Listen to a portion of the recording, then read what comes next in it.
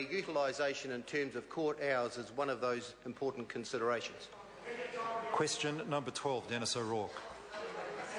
Speaker, this question is to the Minister for Christchurch Earthquake Recovery and asks, does he still believe that the best way to deal with the price increase in home rentals in Christchurch is to leave it to the market? The Honourable Jerry Brown. Mr Speaker, yes, but with the qualification that the government has provided temporary housing villages. Soon that'll be 75 residences.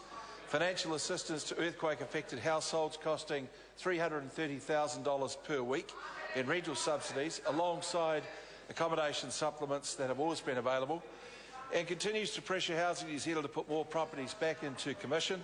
We've ensured that EQC has paid $21 million towards the repair of council social housing.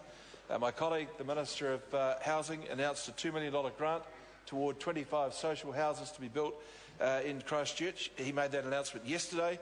And we have also taken moves to increase the supply of sections by inserting new Chapter 12A in the regional policy statement.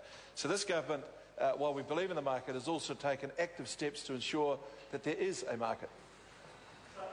Denis O'Rourke.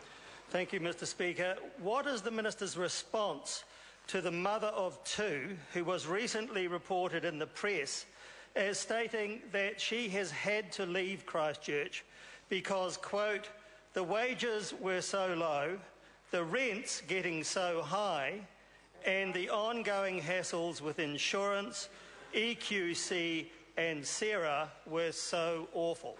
The Honourable Jerry Brown. Well, first point would be, Mr Speaker, that if that person has got a hassle with EQC and insurance, then it's surprising that she's renting. However, what I would say is that the rental prices charged in Christchurch are not disproportionate to other metropolitan centres. And I'd actually point the member to the same newspaper, the Christchurch Press today, which reports landlords stunned by a low response to properties. And the advice that's given to property managers there is that if they are finding they've got properties with long waiting lists before someone, or long waits before someone rents them, they'll have to lower those rents. That is the market working. But also indicate to the member that today's Trade Me shows that there are 245 houses available for less than $300 a week. Supplementary. Thank you, Mr Speaker.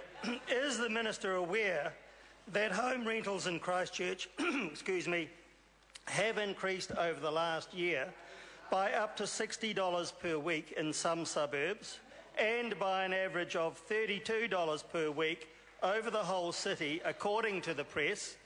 And if so, what assurance will he give to Christchurch tenants about future additional rent increases in the short term, resulting from departures of homeowners from red zone properties and demand from the influx of workers for the rebuild? He has no idea. The Honourable Jerry Brown. Mr Speaker, the first point I'd make is that the Christchurch Press is a very inaccurate source of information on these matters. He may rely on their information, I don't. What I do know is that there is a number of people in Christchurch, landlords in fact, who are saying they cannot rent properties because people don't want to take them. And there are currently a total of 1,032 properties for rent in Christchurch. That brings to a close questions for oral answer today. I call on Government Order of the Day number 1. Mixed ownership.